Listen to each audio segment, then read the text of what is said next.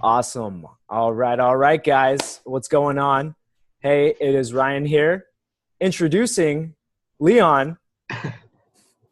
Leon, how are you, man? Mate, I'm doing good.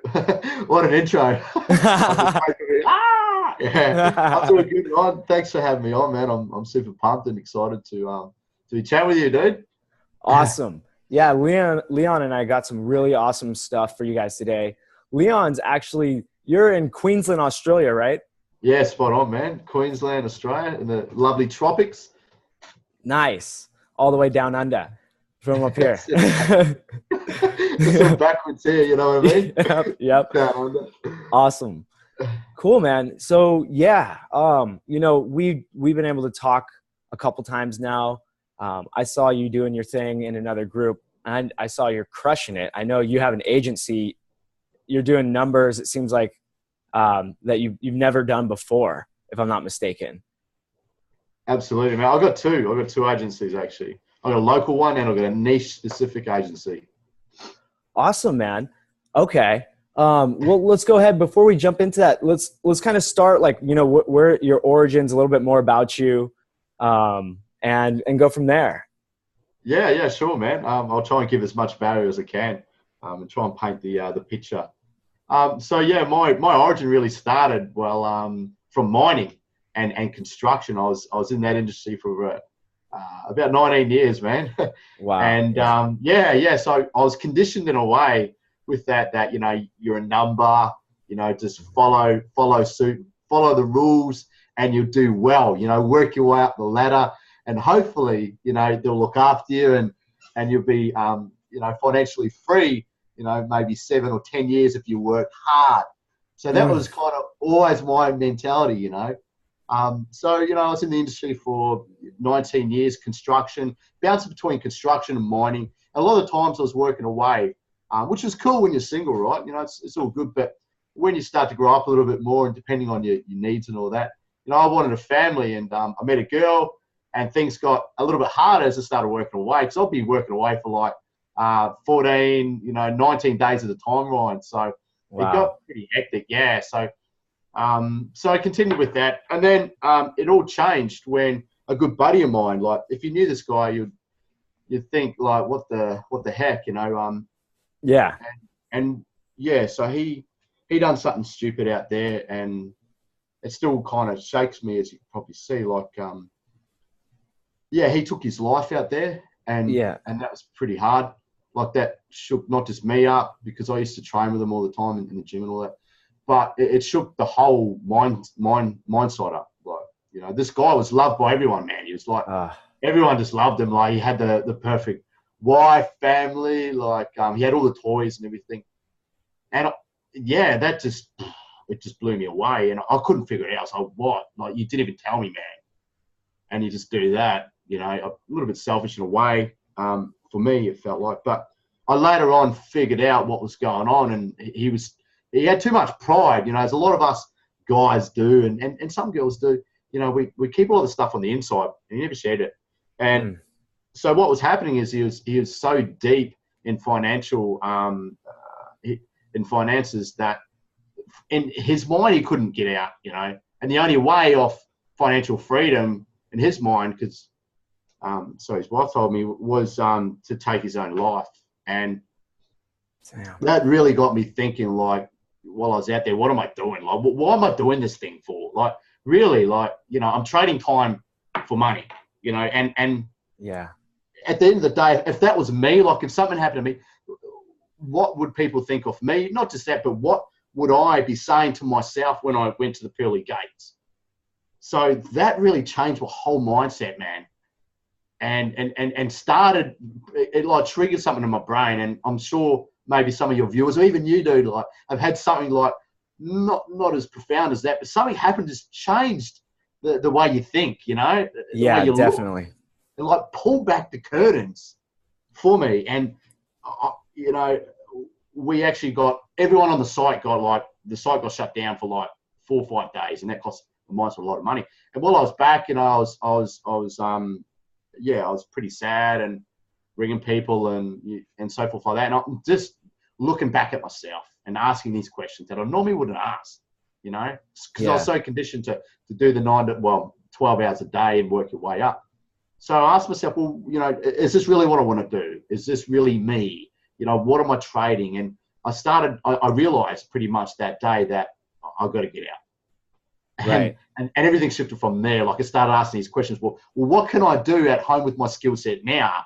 And my skill set, man, was just pulling levers. Like, you know, you're not going to get paid decent money back in town or back in the city or whatever, just pulling levers, right? You know? Right. Yeah. So I knew I had to up my skill level. Had to develop some new skills, definitely. Absolutely. And, you know, I always had a bit of the gift of the gab. When I say that, I'm okay at talking to people, you know. I don't really care what people think about me. So in that, I started looking at different things. And then there was a buddy of mine, and this is where it gets really interesting. A buddy of mine, he was like, you know, we've all got friends, right? There's always one friend that's just like a little bit slower than the rest. Like, he's not the sharpest tool in the shed, right? Yeah. And this dude was doing some cool stuff on the internet, and it was called so it was called internet marketing. And I never really got it, and I heard, you know, posts and checked out his stuff, and he had like an agency, and he was doing Facebook and SEO and web dev. And I reached out, hey man, Jeremy, what's going on? You're doing some cool stuff. He said, yeah, I'm doing internet marketing. I said, okay, well, I get the marketing part, I get the internet, but how does it all work? And he explained it to me. And then he told me the dollars, and I was like, what? And he's making, you know, he's making good money, like $25,000 a month. That's great from back then. You know, this was, 6-8 years ago, you know, when everything kind of blew up and everything changed. And I was like, well, if this dude can do it, if he can make 20 grand a month, I'm sure as heck I can double that, right? Yeah. Not to say that I'm any better than him, because I don't think like that, but, you know, I'm the kind of guy who'll look at someone and go, well, you know, why can't I have that? Why can't I do that? So that's when I started looking into all this internet marketing stuff, Brian. So I'd go back to the mines, and, you know, I'll be in a machine for like 12 hours a day pretty much, or 10 hours, you know, between breaks.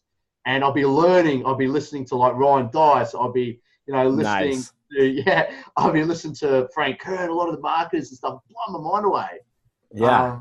And then started learning sales, reading books, audio books, enrolled in courses and stuff like that. And that kind of evolved into a lot of SEO stuff too.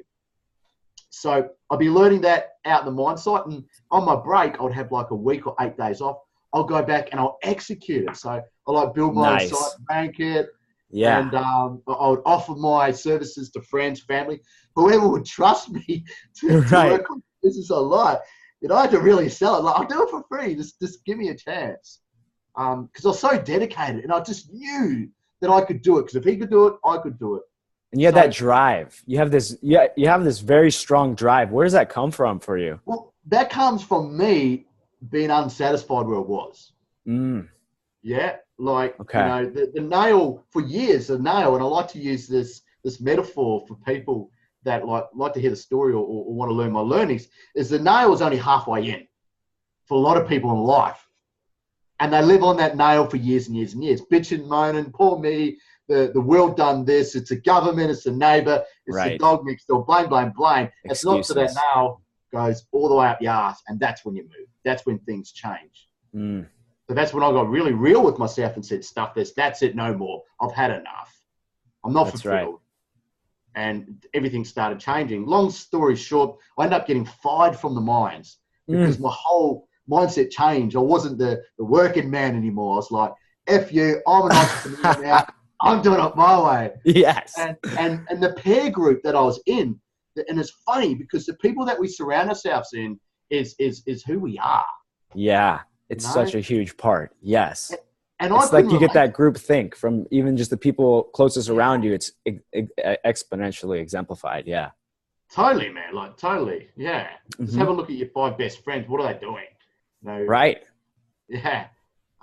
It's like your friend here who is doing $25K a month. You're like, hold on. You're not the smartest tool in the shed. Like, what? I know you. How you doing this? So you started asking him. You started learning. Maybe he became a mentor for you. You were following all these other mentors, learning as you're going. Yeah. Well, he was good, but he just couldn't tell me how to do it. He was like, I'll just learn this and do this. And I'm like, I don't get it. I'm used to doing these and pushing buttons. Okay. Yeah. So I had to really, find the right material to learn and execute it myself. So yeah, so the peer group pushed me out pretty much because I no longer thought as just a number. I was like an entrepreneur. I want to do this thing. I started reading books, and they're laughing at me in the lunch room, because I'm reading a book. They're like, reading a book? Who does that? Okay. So, yeah. So I ended up self-sabotaging myself, getting fired from the job because at that time I didn't have the balls to leave the job, and I didn't. And the universe, whatever you want to call it, man, pushed me out. I stuffed up a big thing, and then I got fired. And it's like, see you later. So the universe pushed me out and said, right, now you've got to do it, Leon. Yes. So I arrived back on the doorstep from my last roster. The wife had no idea, and she was pregnant at the time. So my wife is Greek too, by the way, Ryan. So anything to do with money or losing money, her intensity level was through the roof. Okay. Yes, I understand. So when I told her, probably the stupidest mistake, she was near the knife drawer too. So when I told her, don't do that. Don't ever do that. So, so that was another pivoting changing point for me. Because when I told her I just lost a $120,000 a year job, and I'm going to start this business. Mm-hmm. I've never had a business before. Her level of security kind of wasn't there anymore. Right. And she looked at the knives and then looked at me, and I kind of, okay, well, maybe I should go now. Oh. But here's the thing, like when she looked at me, like the level of certainty wasn't there. And when I went back to my little office I'd set up, I knew I had to make this happen, man. Yes. I knew no one was coming out to help me. No one with a life raft. No one's going to hold me by the hand and show me how to do it. So the thing is, this was before Christmas too. So I knew that the next paycheck would only cover me cover the family for a couple of weeks. And we didn't have a massive savings account, man. So I had to make this shit happen. I had to do it now. Right. So that's when I took massive action, dude. By then I had some, reasonable success off SEO, setting up, Google My Business, stuff like that. Just basic stuff. Nice. So, perfect. Yeah. So then I thought, well, hey, I might as well, reach out to as many family and whatever as I can. By then, my reach was pretty short. So I knew I had to reach out to local businesses. So that's when I jumped on the phone with 100% certainty. That's the thing. Having that certainty. Called up local business like plumbers, electricians, every business that I kind of understood. I got them on the phone and I got the appointment to sit in front of them. So in your voice, you had 100% certainty. You had 100% confident. You knew, do or die. It's like, it's right now. Sign up or you're going to lose this opportunity forever. Yeah. Well, I had to get the money coming in anyway. Right. So, and I mean, even for them, it's like, it's now. It's now or never. Yeah.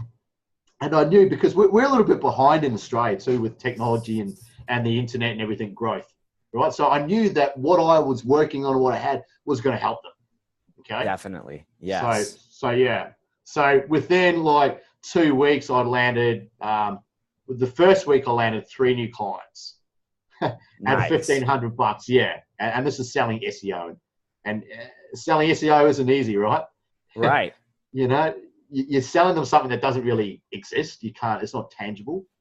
It might not work, and there's no guarantees. So that was the thing. But I managed to do it with the certainty and give me a chance, I can do it. Nice. Yeah. And by then, I've picked up a little bit of sales skills too, and diving deep more into the fundamental elements of psychology and stuff like that. So within great stuff. 2 to 3 weeks, I've pretty much replaced my income from out in the mines by taking massive action. In 2 or 3 weeks that you started your business. Yeah. So that's amazing. The first week I landed 3 clients, so 3 SEO clients. The second week was another 2, and then the week after that was 1. And the big challenge was some of these customers or clients, so to speak, we're in the same niche in the same town. So I had to make this work, right? Yeah. Yeah. Yeah. So, yeah. Oh, man. Yeah. You're scrambling at that point. You're like, I got to get them rankings. Yeah. And did you have training at the time on how to do SEO? Do you have a plan? And then you started to incorporate some PPC also, if I'm not mistaken, right? Yeah, exactly. Yeah, so with the training of SEO, I had a good fundamental knowledge, on page SEO. Setting the site up to convert was a big thing. Most sites out there, as you know, they can look good or rank well, but they're actually not set up to convert. So that was a big thing too. Yeah. And I knew where to buy links too, and all that, which was good too. Like that's the main thing. So there's a whole lot of learning curve, and obviously I implemented PPC into it later on down the track. So I knew that if I wasn't getting the results within 2 months, 3 months, they don't hang around long, right? Exactly. Yeah. But you've got these guys monthly retainers. And so the first 3, were they each 500 monthly retainers or? Well, actually it was a little bit higher. Okay. Yeah, I just, how do we come up with prices? A lot of people, they look at the market and go, well, that's what I should charge. But me, I don't know. I'm a little bit different. I think a little bit different, right? Okay, there you go. Yeah. Yeah, hit them from a different angle. Not always the same, like, hi, you need marketing done. Yeah. Oh, yeah, man. Totally. Just, hey, look, can you take on any more new work at the moment? Are you looking for more plumbing work in the such and such area? Yeah. Nice. Can you physically take on any more? Perfect. Okay. Well, how big is your crew or your team? There you go. Anyway, you start interviewing them, making sure that they're right for you. Yeah, too. Well, that's it. Totally, man. Like pretty much, and I listen to a lot of cold callers too, and train them up as well. And a lot of the times, when they're picking up the phone to the prospecting client, they come across as spammy straight away. That they're wanting something straight away. Hello, sir. We've looked at your website and stuff. Like business owners don't care about websites. They care about rankings. They care about traffic. Right. No. Right. They don't care about any of that. They're looking at the bottom line and then their kids and their family and then getting food on the table and making sure that bottom line is as big as possible. Sales, you name it. It's definitely not. And then the backlink and everything is so far removed. They would be like, what the hell's a backlink? They oftentimes don't care. Yeah. It's just not in their language, right? Like, yes. So I came up, what would I want? What would I want to hear if someone called me up? Right. And if someone called me up and said, hey, Leon, man, can I send you some more business? Hey, Leon, can I send you some more clients, customers? Hey, Leon, what if I could give you this amount of customers or phone calls a week? Would you be open to that? And I was like, well, why don't I just talk like that? So, I changed my whole dialogue, my language to their needs. And that's the thing. Smart. So many, it just makes sense, right? I'm not the smartest tool in the shed. Nothing great about me. I just think about it, from a logic side and emotional side too, which is how we buy, right? Yes. Yes, very much so. Yeah. So a lot of guys are stuffing up the whole sales conversation or even the introduction with a bad taste in the prospect's mouth by talking about stuff that's irrelevant. Websites, ranking, Facebook ads. I don't care about that. Oh man, I love that. That is so gold, and it's so true. Yeah, man, it's so true. Awesome, man. So I think we're just talking about where I started getting them results, and they're falling in and falling out. Yeah. So It was a struggle to try and get that balance right, and that's when I incorporated PPC, where I could get them results now and then move them up into the SEO. Right. Yes. Very effective strategy. Then you start bundling and packaging things together. Yeah. And you can really get them leads early on. Absolutely. Now, bear in mind, like I was still doing the ranking and renting model too. Yeah. Okay. Perfect. The good thing about ranking and renting, if it's ranking, and there's heaps of low comp niches out there, right? Or niches, as you guys call them. Yeah. Yeah. So you can, physically, and I've done it before, you can get something built and ranking within, 2 to 3 weeks. Right. And I know you've done it too, man. Like I've heard some of your stories are crazy. Yeah, man.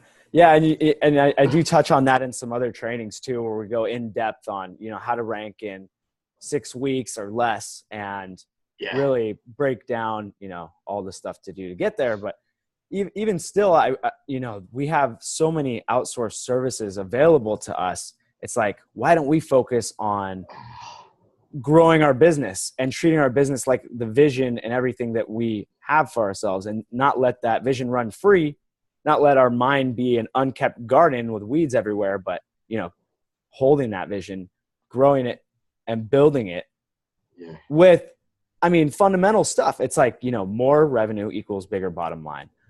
But dude, that is so true. What are we spending our time on? Yes, dude. And that's the thing that took me a long time, well, a couple of years to figure out, right? Same, totally. Yeah. And here's the thing, like, where we spend our time now is equivalent to where we're going to be in 3 weeks, you know, 3 months, 3 years. So what I'm tuned to do now, and what I teach people and tell them what to do, and you guys need to do this too, is focus on the $2,500 hour activity. Yes, 100%.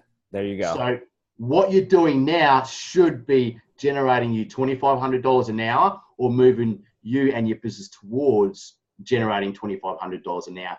And what you just said there, outsourcing work so you're not stuck in the trenches, is everything, man. Yeah. Like, everything. Like, I was doing everything, and no wonder I couldn't scale.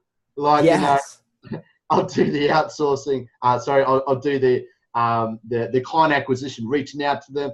I'll finally get them, and I'll do all the client fulfillment, and then all of a sudden that's out the door, and then I'm back to square one again because the money's spent, or, you know, if it was a web dev job or even SEO, I've lost the client. Oh no, I've got to go out there and get it again. So you're always stuck in the trench, so to speak. You can never move, and that's the biggest thing that I see guys being stuck in. They can't scale.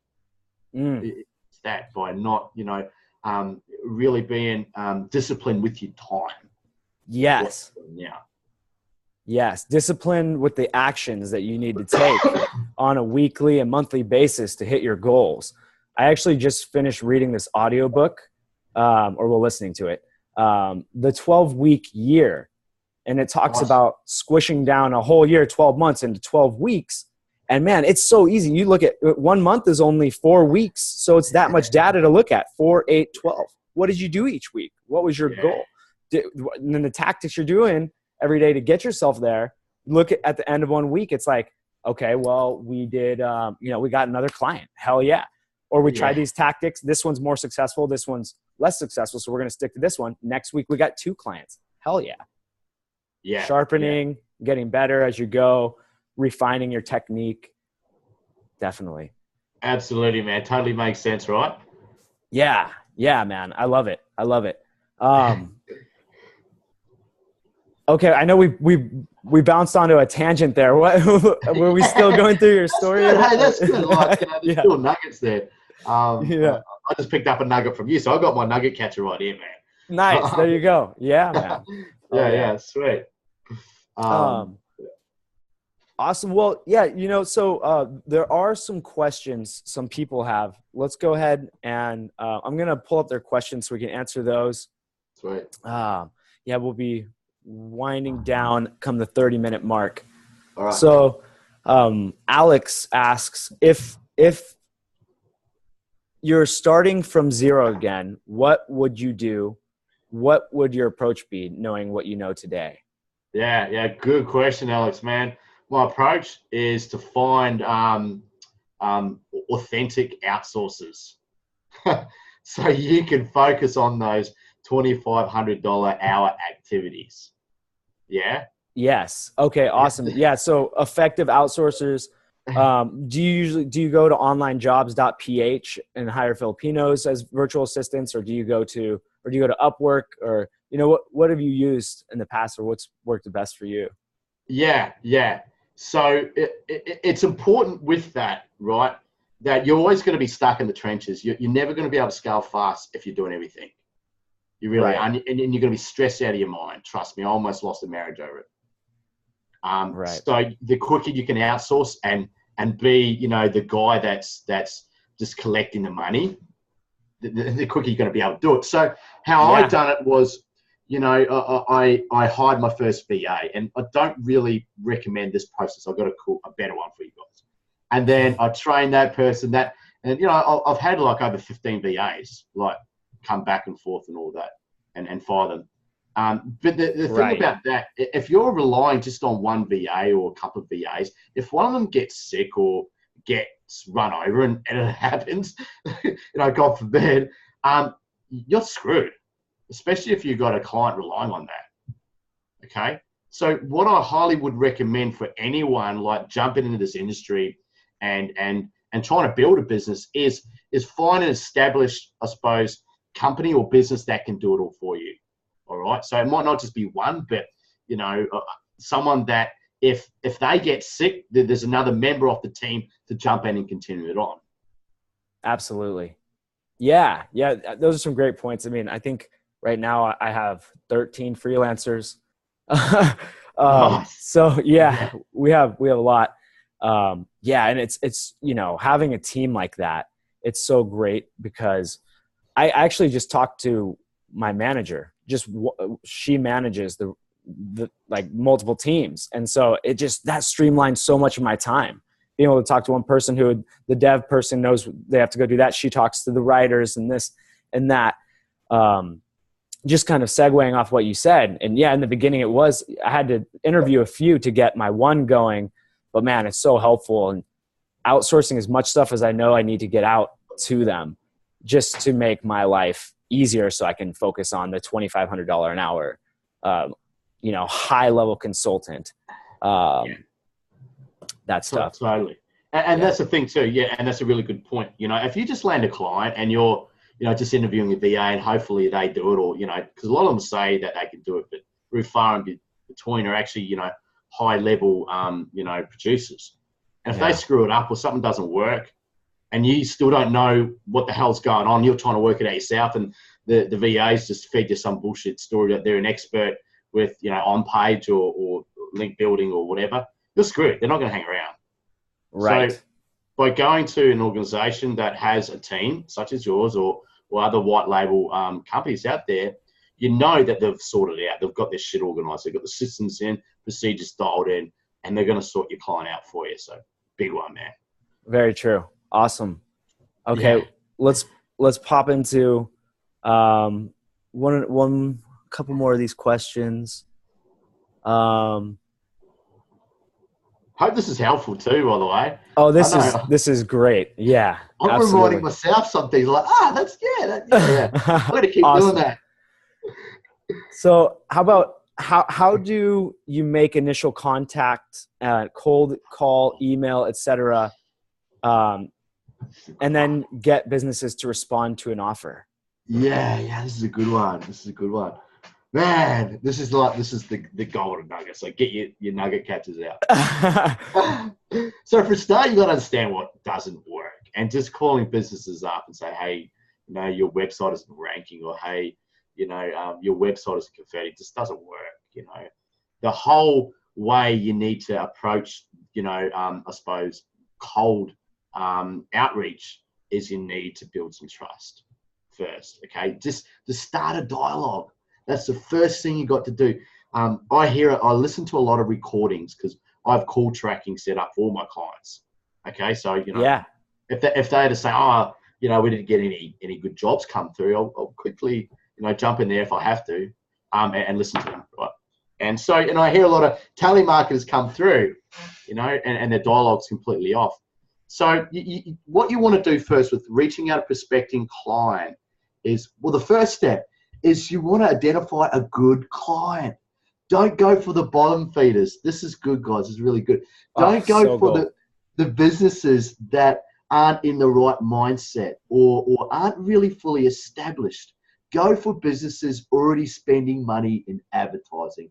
That is a big thing, because I used to waste so much time, so much energy, and store my business on selling SEO, selling PPC, selling leads to the wrong type of potential clients that didn't have the mindset, that didn't know or believe in that they have to advertise in order to have a successful business. Every single successful client I've got, they're already advertising. They're in their top, top 2 to top 5% in their marketplace. They have to advertise to be at that level. They've been established for 5 years at least. They've got a team of staff. They've got mouths to feed. So they need leads coming in. They need work coming in. So they're the ideal type of businesses that you need to be reaching out to. Not the mum and pop businesses that are just scraping by, and them handing over $500, $1,500 is going to be the biggest thing in the world for them. Yep. Because even if you do get them over the line, I used to do it, man. I used to do it. They're going to be ringing you every day. They're going to be sending an email. Leon, the website isn't moving. Oh my God. The website's down. Oh my God. They're really going to be on your tail. And as much as they are sometimes not necessarily easy to get over, but easy to approach, they're not necessarily the ideal type of clients. So hot tip, first step is go for the better type of clients. So already established, they're already spending money in advertising. You can find them pretty easy. That would be the first step.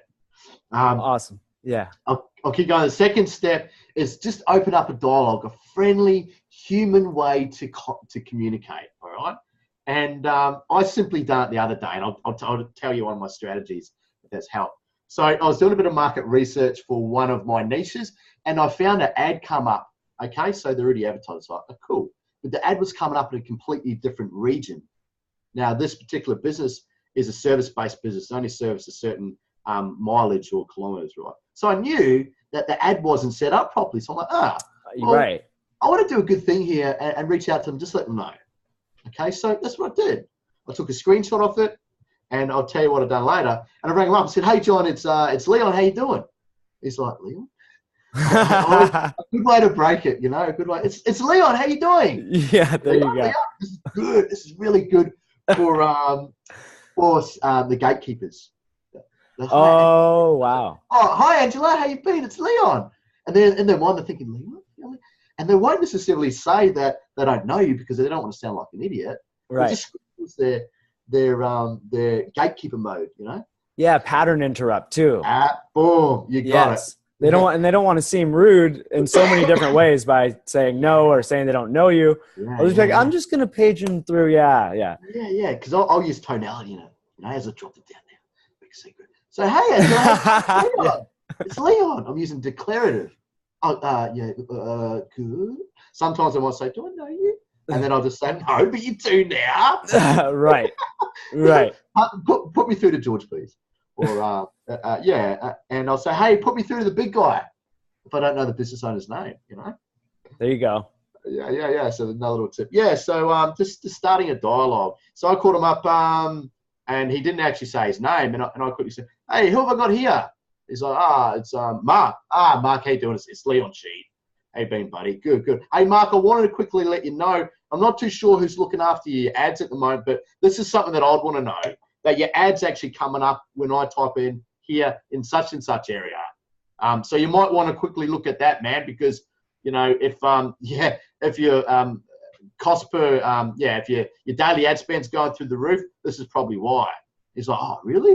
I said, yeah, check it out. I'll send you. And I just quickly shot him a little thing. He said, hey, I got you. Would you be open to us handling this all for you? Because at the moment, I can see that things aren't working. Are you open to it? I'm not saying. Just seeing if there's something there before I'm not jamming it down his throat. I'm just seeing. If he's not interested, no big deal. Right? It took you 5 minutes out of your day. Dude, yeah. I don't waste my time on people that aren't interested. Sure, I'll take a couple of little jabs to see if they are, but then I'm like, get out of my road. I want to speak to people who are. Exactly. That's the thing. I'm not wasting my time on people that are interested. So yeah, he was like, yeah, sure, I'm open. And he was like, yeah. And of course he's going to be like that, right? So he doesn't know, trust, or even like me right now. Maybe a bit of like because I've told him this thing. So then I said to him, cool, man. All right, what I'm going to do is I'm going to shoot you through a little video just showing you everything that's going on, okay? So you know exactly what's going on with your campaign and what's really working in the industry. And I'll even go over a couple of your competitors to what they're doing good and not so good, so you can look at that and use that too now. Sounds all right? Perfect. I'll send it through. Send it through that day. Boom. He called me because I could see when he opened up the email and watched the video, he called me within an hour. Boom, Wow. Hey, Leon, it's Mark. I'm like, Mark? Oh, yeah, hey, Mark, how you doing? Oh, yeah, I just watched the video. Oh, yeah, cool. All right, what's the next step? Oh, cool, we organise a time.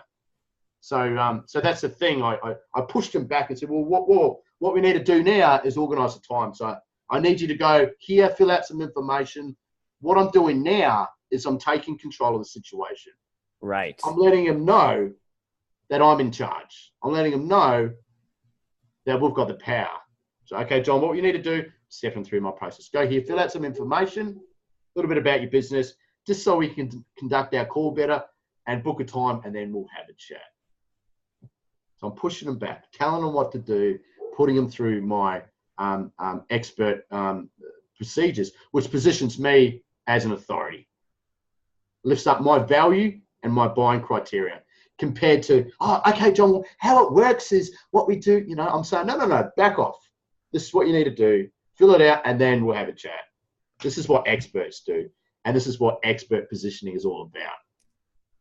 And this is how experts are able to charge top-level, top-notch pricing. Premium price, baby.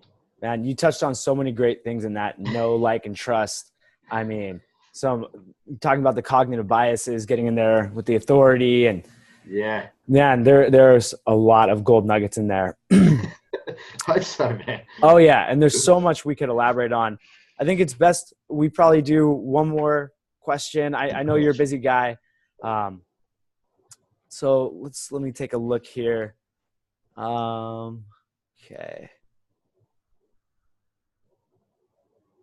Okay, so here's a good one. What are the most common objections you hear, and how do you answer them? Yeah. Look, the most common objections, and for a start, the only reason you're getting objections for a start is they don't trust you. That's the main thing. And why should they? You know, you call them up or you email them. So you really need to get something in place before these objections come up. So you need to have something in place to stack some trust. So whether that's, you know, talking about previous campaigns or previous, you know, sites that you've ranked or leads that have come in, stacking some logic there. You also want to, you know, just let in your language too, Ryan. They're gonna know that you're onto it, that you're you know, switched on. Right. You know, by the dialogue. Yeah, by the conversation you have with them. You won't be super needy. You're not being like super needy. Like, yeah, like, do you want the client? You're like, no. You're like, hey, look, man, I know you're interested in the next step. I'm busy. The best way to do that is to go here. And then boom, you're already getting the information you need. So it's like when the time comes, you tell them the price and you're like, what do you mean, man? You've come this whole way. If they give you an objection, it's like, well, what do you mean? Like, everything you just told me, you've been ready for something like this. And the things in the past haven't been working, you know, like you've tried these things before, and doing that deep dive with them up front. Like, so, you know, their objections and you kill them before they even come up a lot of times. Yeah. Like, you're still going to get them. Like, you know, yesterday the guy was like, how much is it? And I quickly just revert it back to him. Yes. And I'll stack some logic and some emotion in it too, because that's really how sale works, right? So I say, look, it all depends on what you actually need in your business, John. And that's what the next call is for. You know, we need to go over exactly how many leads you need to come in, because, you know, you're not converting every lead, right? No. You know, based on your current conversion rate, you may be converting maybe 2 out of 5. Right. Yeah. Right.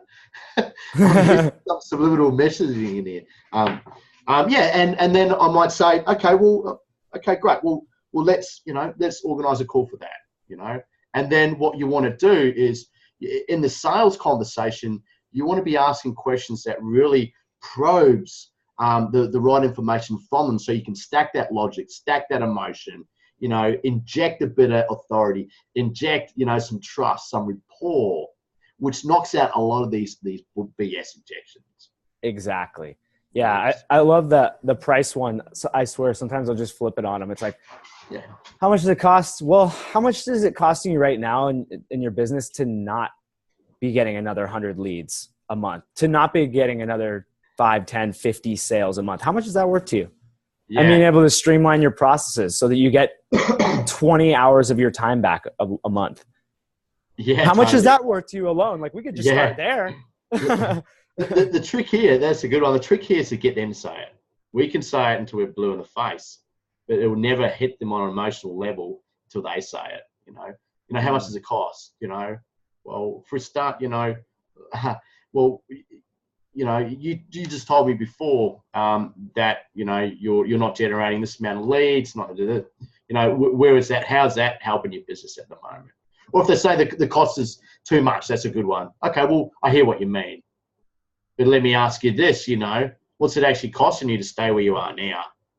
Yes. Compared to, you know, $1,500, $2,500 a month. I mean, come on, John. We only need, you know, 5 jobs to convert, and that's already paid for. No big deal. $1,500, this is why, $2,500 a month. Because you're looking at this, John. This is one of the main reasons why you are where you are now. True? Right.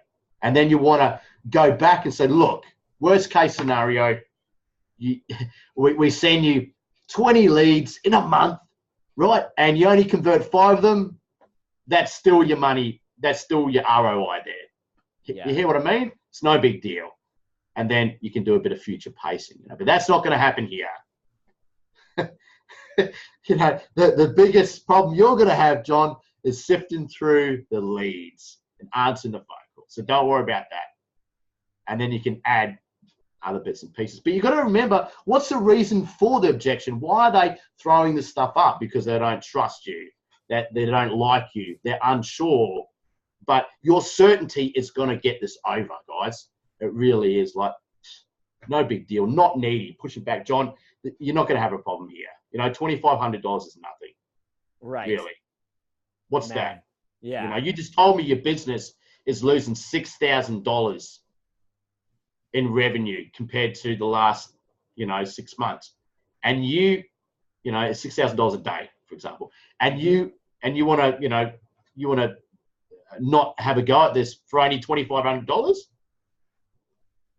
So stack that logic up and inject some emotion, man, and then don't give the objection power. A lot of people give it power. Sometimes it's just a complaint. It's not even objection. Right. It's just a response. I have them automatically built in. If people ask me to do something, I will kind of blurt out, well, yeah, you know, let me look at my schedule. Kind of like, it's just, we have these things. Totally. So, yeah. And you know, when you're being put in a position that makes you feel uncomfortable, you start to wiggle a bit. That comes out in these forms of like different objections. Like sometimes it's just fear it boils down to, and you just got to help walk them through it. It's like, hey, dude, like you're in good hands. Like, you got this. Yeah. Yeah. You just have to change their internal beliefs. So their beliefs, maybe they can't do it, or they don't think that you can do it. So your job as a salesperson is to knock out those beliefs, build up trust, give them back the belief that it's going to work. Let them see it in their mind by asking intelligent questions. Can you see what it's going to look like? Can you feel it? Can you see it now? Imagine how that's going to work. Once, by the time we've brought on a new staff member, you're off the tools, and you can now focus your time on getting those invoices out and getting those deals made. Does that make sense? Yes? Perfect. Let's do this, John. Boom. Painting that picture of heaven right there. You know, they're in hell. You're the bridge across. Amazing. Yeah. Awesome, guys. You know, there's so much more. We could literally probably talk for hours. Man, Leon, thank you so much for hopping on to do this, man. All right, bud. The way I've seen your humility come out, you're so humble, and you even got vulnerable in the beginning. And man, I just really appreciate you for coming on, sharing this message with me, and getting it out to the world. So cool, guys. Leon, where can everybody find you at? What's the best way for people to get into contact with you or for follow you on social media? Yeah, totally. I'm pretty easy to find. Just Google me. You'll see some of my stuff online. I've got just starting a YouTube channel, so see some stuff on there. Check me out on Facebook. Got heaps of videos on sales, mindset stuff. If you like what you heard, you can definitely find me there. I've also got a boot camp coming up soon, so we're really going into, you know, how to attract and bring on big money clients. So clients that pay you nothing less than 2,500s, and that's going into the sales and reaching out, like I said before, and bits and pieces. So yeah, there might even be a link somewhere. I don't know. Yeah, so there'll be something there if you guys want to find out more. But thanks so much for having me, man. I hope you guys got some value out of that, and really nice to have a chat, Ryan. Awesome. Yeah, guys. So this is Leon Sheed, Leon the lion. Yeah. This has been the Lion's Den. Yeah, right yeah. there, you guys. So you can find Leon Sheed. That's SHEED. And we'll see you guys in the next one. Awesome, man. Thanks again so much. We'll talk to you guys soon. Take care. See you, Ryan. Bye.